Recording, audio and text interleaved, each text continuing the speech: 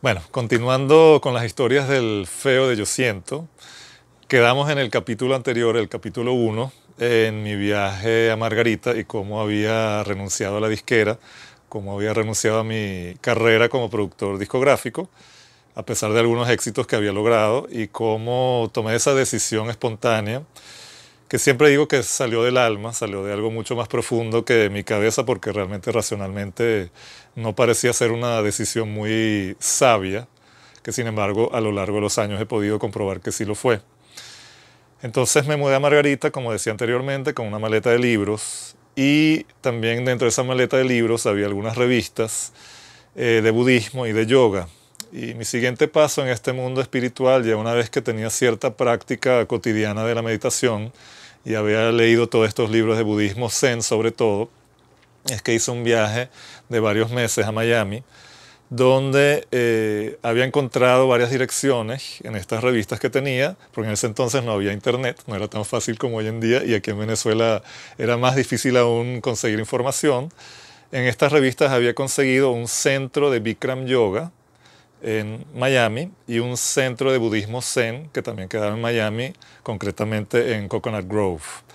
Y lo que hice fue sencillamente alquilarme una habitación en el motel de la tía de un amigo que me dio un precio muy bueno.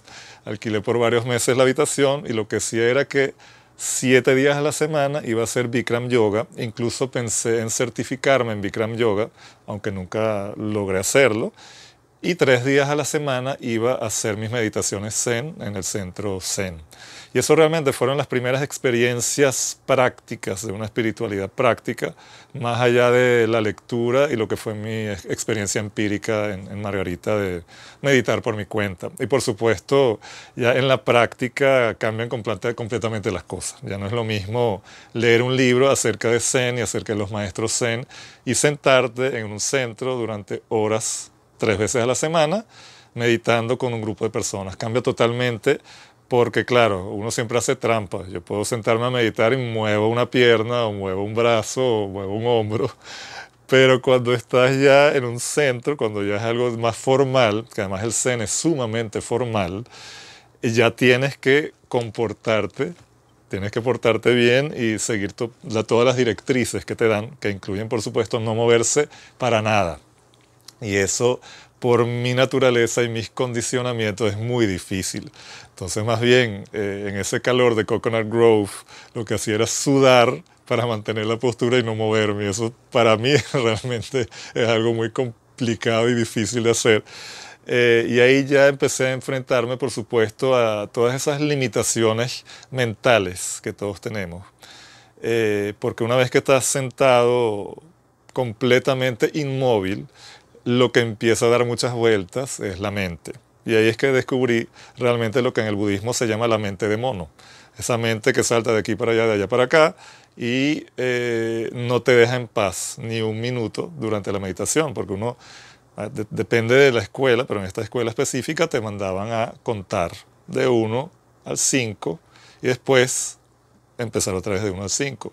Y cuando tú eres completamente honesto contigo mismo, te das cuenta de que no llegas ni al 3. Porque ya cuando vas por el 2 ya empieza la mente a pensar cualquier cosa y se te olvidó que ibas contando. Y eso todos los días que iba a meditar fue así. Y ahí ya me di cuenta de la locura que es la mente. Obviamente la mía específicamente, pero por todo lo que se sabe, todas las mentes funcionan de esa manera. Entonces esa práctica budista ya fue para mí muy importante porque me aclaró mucho acerca de cómo funciona mi mente, cuáles son mis limitaciones, pero también cuáles son las virtudes, ¿no? Porque la virtud puede ser la fortaleza de, a pesar de todo y a pesar de mi condicionamiento, permitirme estar sentado inmóvil totalmente y fijarme en mi mente, que eso no lo había hecho realmente nunca. Así que fue un aprendizaje muy interesante en ese sentido, como el primer paso práctico. Y por otro lado, en el Bikram Yoga, me enfrenté permanentemente a un otro condicionamiento que tiene mi cuerpo, que es que soy sumamente tieso y siempre lo he sido.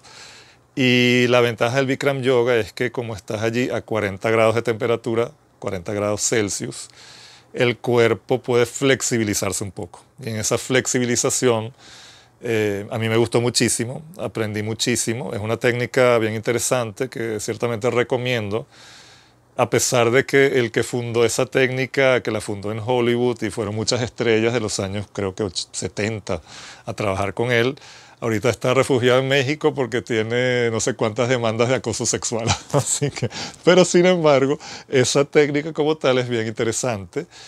Sobre todo para los que son neófitos y que son muy tiesos, o sea, generalmente nosotros los hombres, y aprendí también mucho en ese sentido. Así que fueron 2 meses muy productivos, de los cuales nació una inquietud para ir profundizando cada vez más, también por un lado en el cuerpo, donde para mí hay mucha información y mucha sabiduría, y por el otro lado en la mente, que es uno de los impedimentos, pero también es una de las grandes maravillas que tenemos.